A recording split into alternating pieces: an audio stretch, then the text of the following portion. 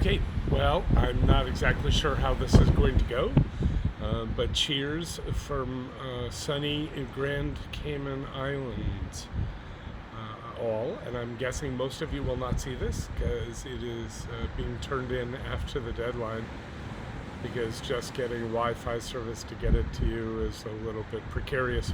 Anyway, enough about that. Let's get on to Meisner and my thoughts on Meisner. So I found it really interesting that Pope really talked about the fact that there is nothing other than being all in on Meisner. That it's not possible to partially do it. You're either doing it or you are not doing it, and that hybrid, sort of using different theories. My words saying hybrid. Of using different theories just doesn't work. You either commit to it 100% or not at all.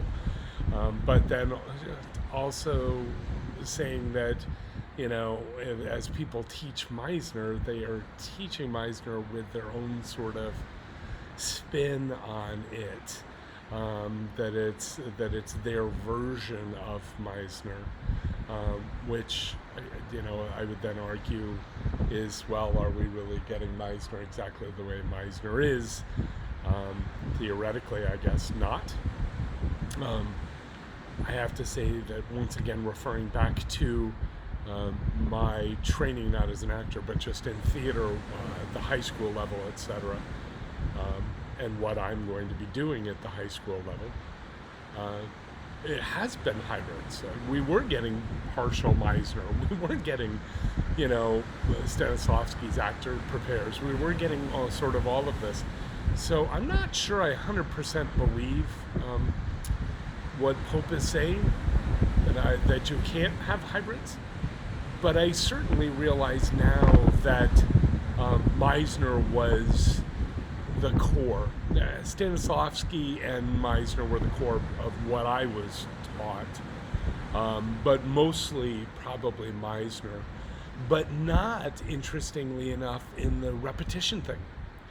Not in the, we're going to spend an entire semester or an entire year literally just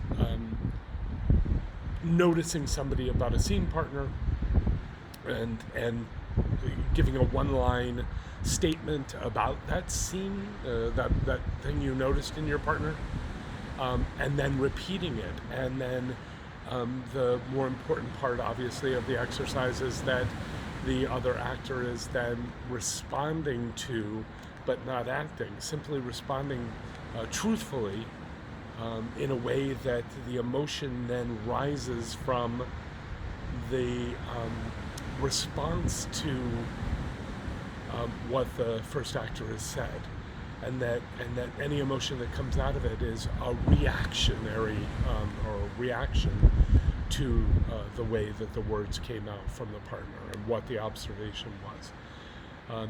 And so when I learned that, I truly, and I wrote about it in my papers, is that acting is, I was told that, if I was told it once, I was told 1,000 times, acting is reacting. Acting is reacting. You're not emoting and acting because you understand what your line is and you've got to bring life to your line.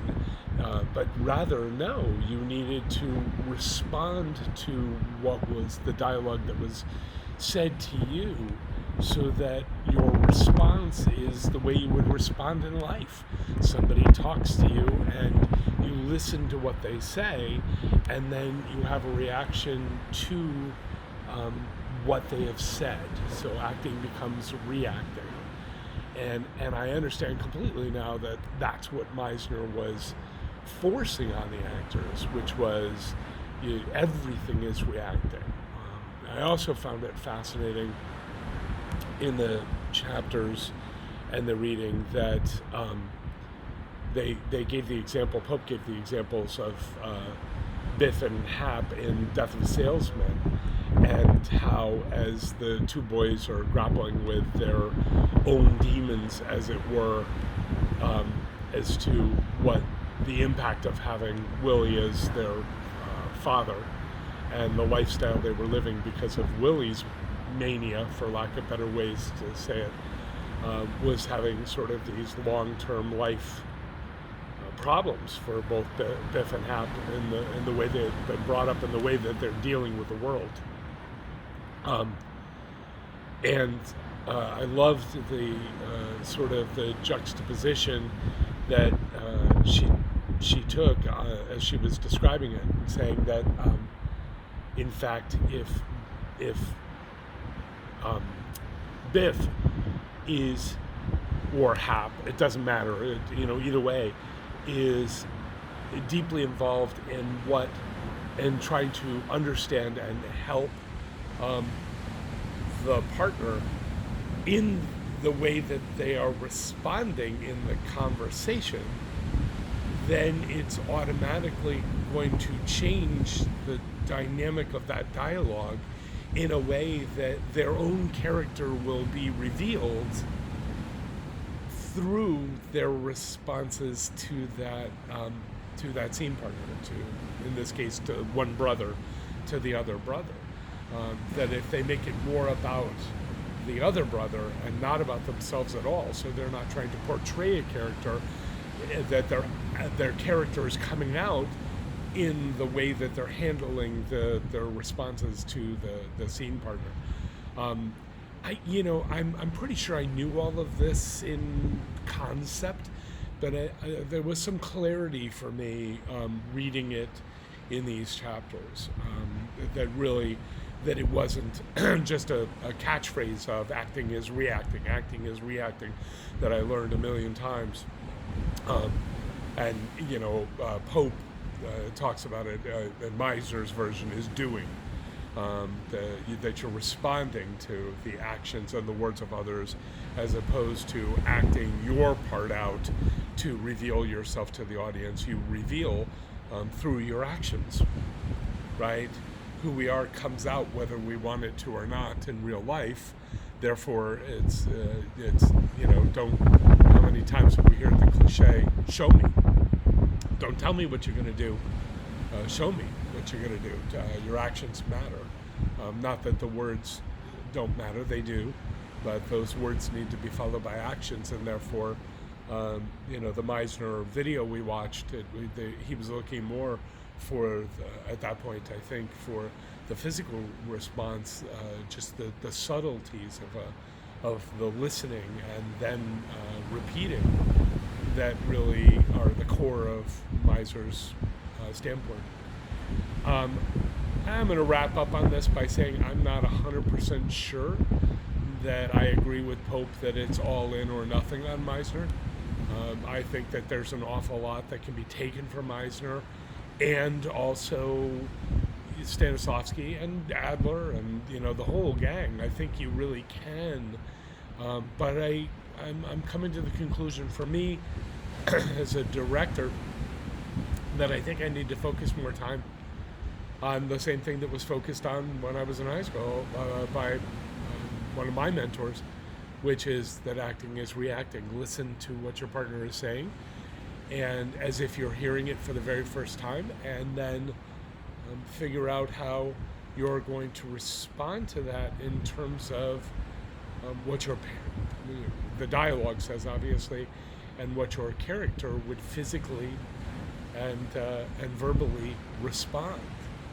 And I think if that's the focus of the work, then you can apply some other things that Adler would talk about, which is the walk and the costuming and all of that fun stuff will naturally follow. So there's my thoughts on Meisner from the sunny Caribbean. And I am going to, just because our professor mentioned wanting to see a little, as a tease, I'm going to give you a little bit of a walk about down the pier, and then I'm going to say goodbye. So here's your walkabout from the pier. This is just outside of my condo I'm staying at.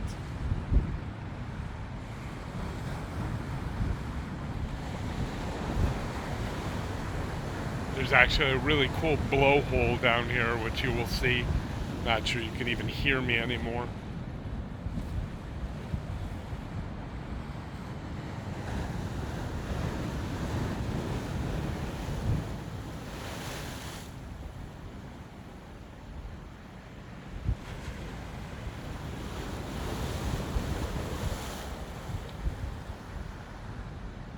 And there you go. Cheers from the Grand Caymans.